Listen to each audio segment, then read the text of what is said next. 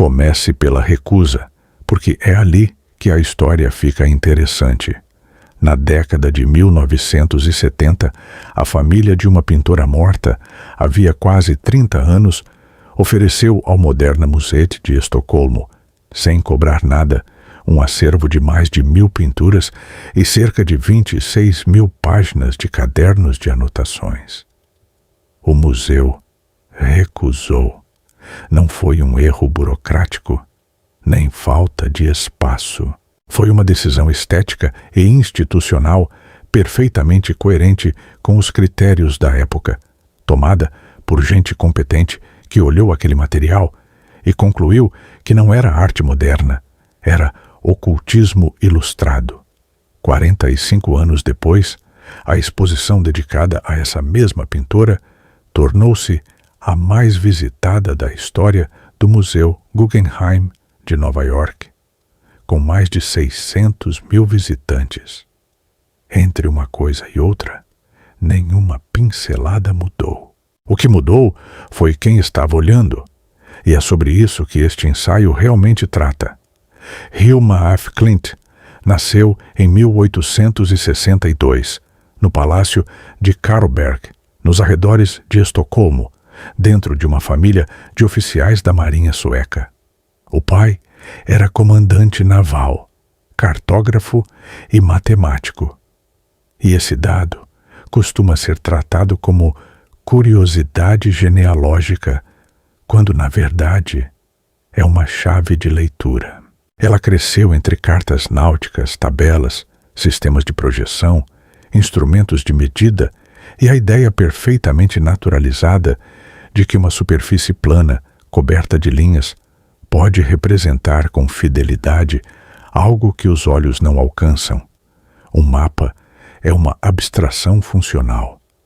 Quem cresce vendo adultos sérios trabalharem com mapas não precisa ser convencido de que formas geométricas podem ser verdadeiras. Somem-se a isso os verões na ilha de Adelsö, no lago Mälaren, e a observação botânica obsessiva que a acompanharia pela vida inteira. Antes de qualquer espírito ditar coisa alguma, essa mulher já possuía duas gramáticas visuais raras, a do cartógrafo e a do naturalista. Em 1880, a irmã mais nova, Hermina, morreu. Hilma tinha 18 anos. É a partir daí que começa o interesse pelo espiritismo, e vale registrar que isso não a tornava excêntrica no seu tempo, tornava-a contemporânea. A Europa do final do século XIX estava saturada de sessões mediúnicas, de fotografia espírita, de sociedade teosófica, de investigações supostamente científicas sobre a sobrevivência da consciência. Físicos respeitáveis participavam de sessões. A descoberta dos raios-x em 1895 e da radioatividade logo depois havia demonstrado que o real continha camadas invisíveis a olho nu, e a fronteira entre física de ponta e ocultismo era muito menos nítida do que gostamos de imaginar hoje. Quando ela começa a desenhar sob orientação mediúnica, não está saindo da modernidade. Está entrando nela por uma porta que a historiografia posterior decidiu murar. A formação foi impecavelmente institucional. Estudou na Real Academia de Belas Artes de Estocolmo entre 1882 e 1887. Em uma das primeiras turmas que admitiam mulheres, formou-se com distinção e recebeu o direito de usar um ateliê no edifício da academia, no centro da cidade, ao lado de uma das principais galerias de Estocolmo. Ganhou a vida durante décadas com retratos, paisagens e, detalhe delicioso, ilustrações científicas para um instituto veterinário. Ou seja, enquanto pintava, na sala ao lado, telas de quase 3 metros, ditadas por entidades, ela mantinha uma reputação profissional absolutamente convencional e uma renda estável. Não era uma marginal, não era uma amadora, não era uma mística analfabeta visualmente. Era uma artista tecnicamente treinada, que levava uma vida dupla, e a competência da fachada é justamente o que torna a obra secreta tão perturbadora. Em 1896, ela e outras 4 mulheres formaram um grupo que chamaram simplesmente de A5. Reuniam-se semanalmente e o protocolo era rigoroso. Oração, meditação, leitura e só então a sessão propriamente dita, com escrita e desenho automáticos, tudo registrado em cadernos. Elas afirmavam receber comunicações de entidades que designavam por nomes como Amaliel, Ananda, Gregor e Clemens. Não importa, para os efeitos deste ensaio, o que se acredita sobre a origem dessas vozes. Importa reconhecer o procedimento. Trata-se de uma técnica de suspensão do controle consciente sobre a mão que desenha, praticada em grupo, com um registro sistemático, cerca de 25 anos antes de os surrealistas transformarem exatamente isso em programa de vanguarda e receberem, por isso, um capítulo em todos os manuais. André Breton publicaria seu manifesto em 1924. 5 mulheres suecas já faziam automatismo metódico em 1896.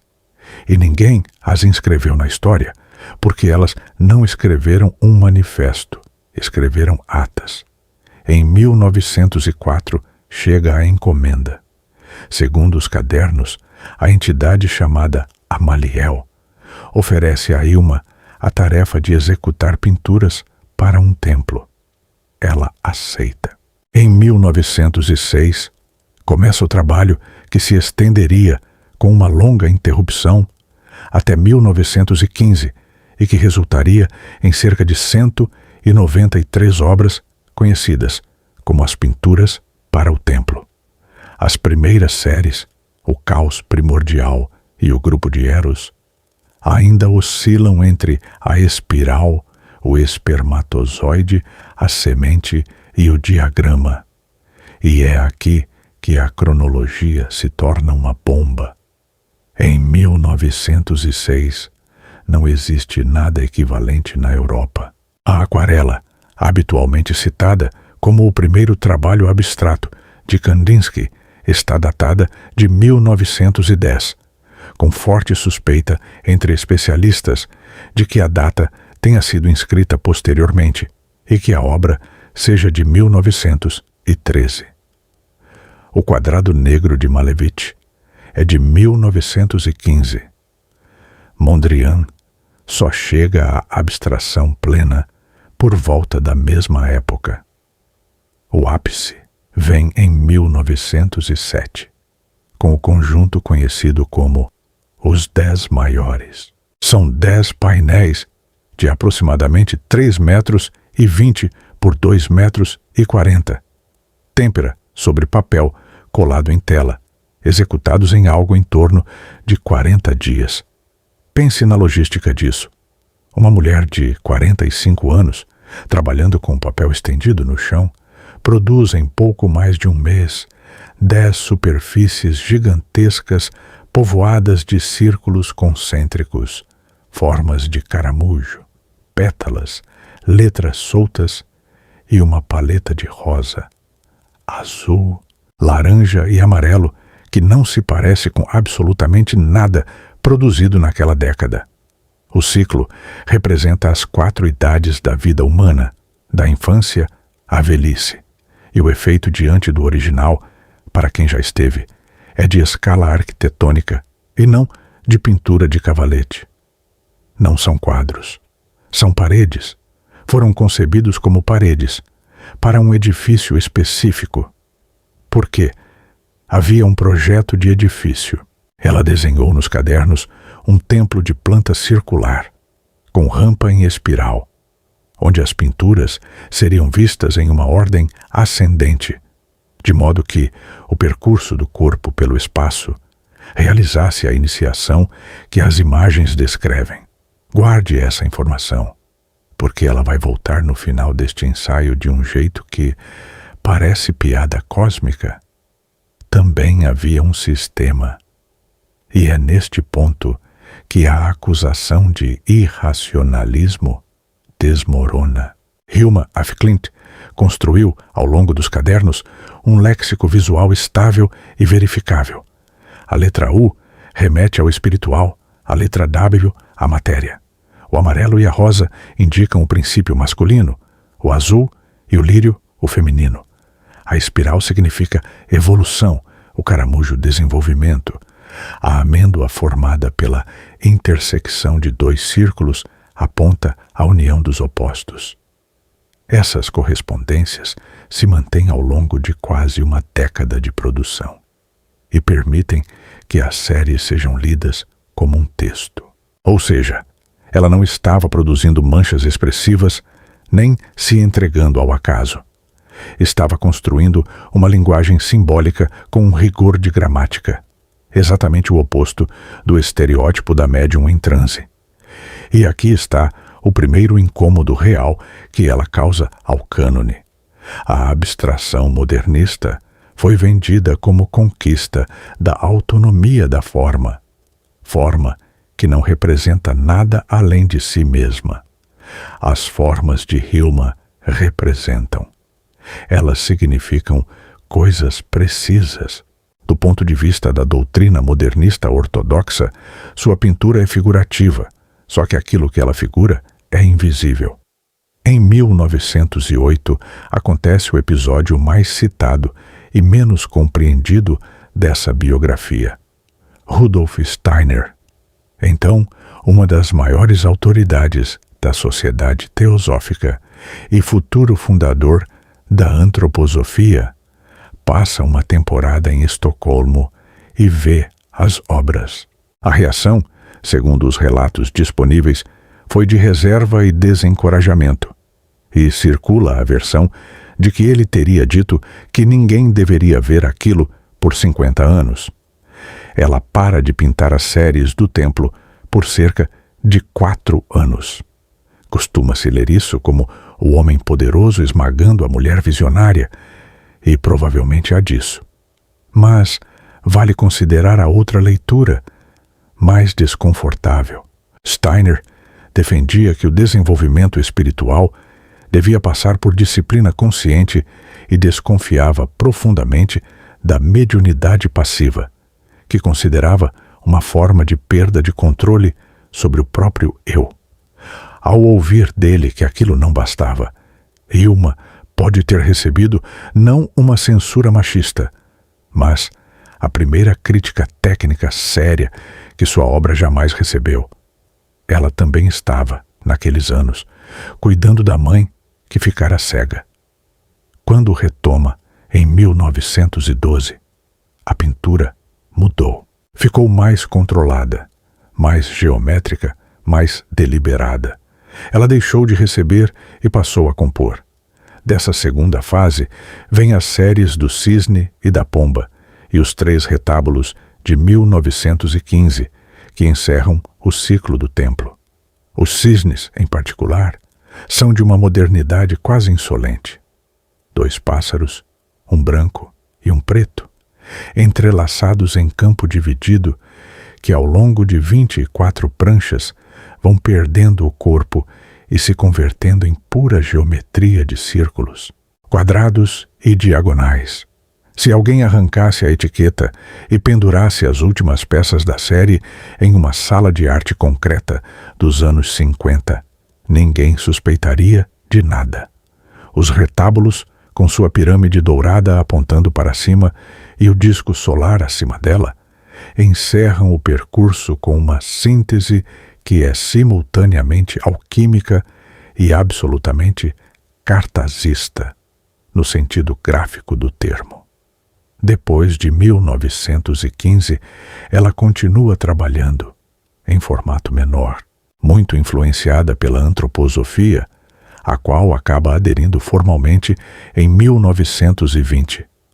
Morre em 1944, aos 81 anos, em consequência de um acidente de trânsito em Djursholm, e deixa em testamento a instrução que fundou o mito. As obras deveriam permanecer fechadas por 20 anos após sua morte. O que exatamente ela estava escondendo? E de quem? A resposta convencional é que se tratava de humildade, ou de medo do ridículo, ou de submissão à advertência de Steiner.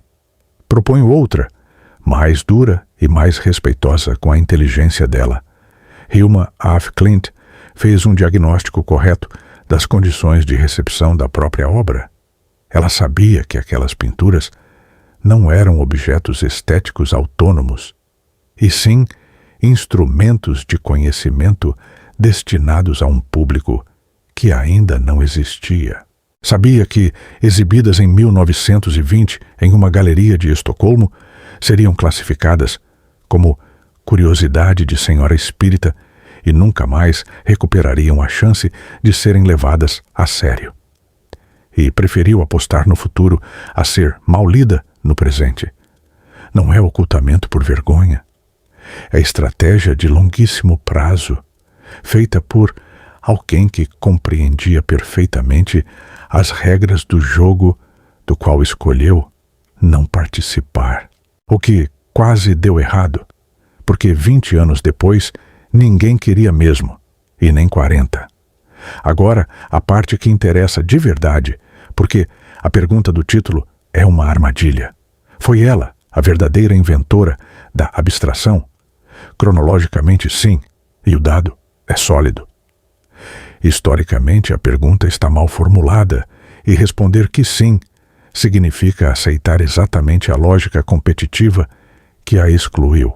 Inventar a abstração, no sentido em que o cânone usa a expressão, nunca foi apenas produzir a primeira tela não figurativa, foi produzir a tela, mais o texto teórico que a justifica, mais a exposição pública, mais o grupo de artistas que adere, mais a rede de críticos e marchands que a legitima, mais a inserção da obra em uma narrativa de progresso formal na qual ela figure como etapa necessária.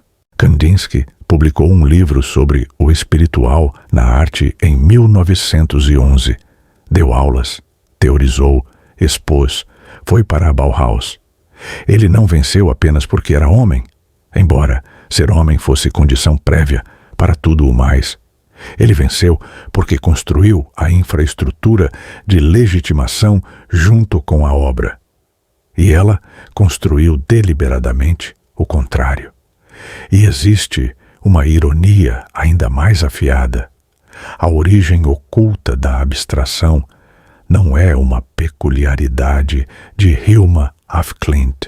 Kandinsky era leitor de teosofia e citava Blavatsky. Mondrian foi membro registrado da Sociedade Teosófica Holandesa desde 1909 e manteve a filiação até o fim da vida. Malevich escreveu sobre o sentimento não objetivo em termos francamente místicos. Quase toda a primeira geração da abstração europeia estava mergulhada em esoterismo, e a historiografia formalista posterior, sobretudo a de língua inglesa, a partir dos anos 40, tratou de lavar essa origem, reescrevendo o movimento como uma investigação racional e autorreferente sobre planaridade, cor e superfície. Nesse enquadramento, Hilma af Klint não é apenas inconveniente, porque é mulher e chegou antes. Ela é inconveniente porque não lavou nada. Ela deixou os cadernos, os nomes das entidades, as atas das sessões, o projeto do templo, tudo à vista. Aceitá-la no cânone obriga a admitir que os pais fundadores compartilhavam a mesma cozinha e apenas tiveram o cuidado de fechar a porta. O retorno começa devagar.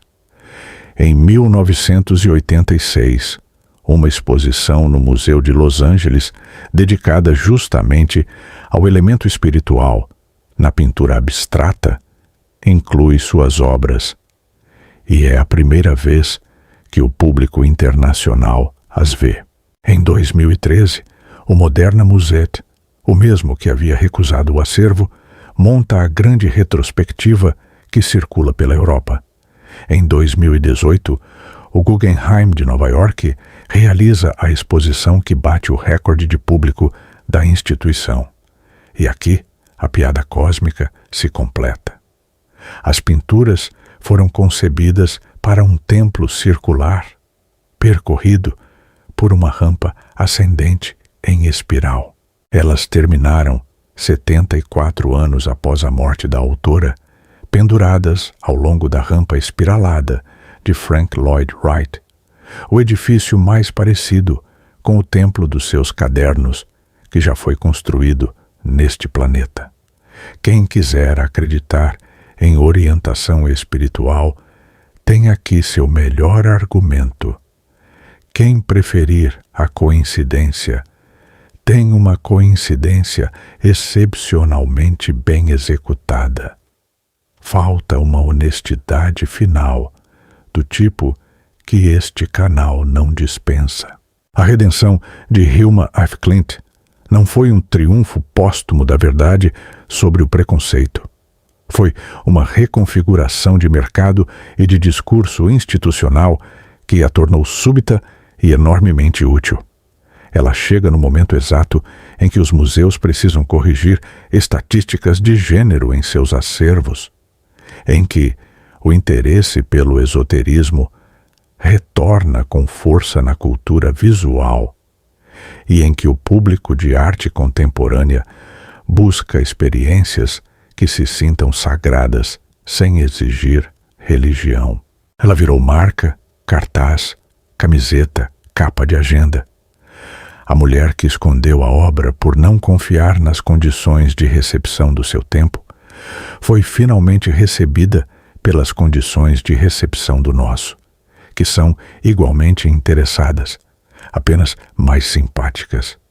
Isso não diminui em nada a obra. Diminui, e muito, a fábula consoladora de que a boa arte sempre acaba reconhecida.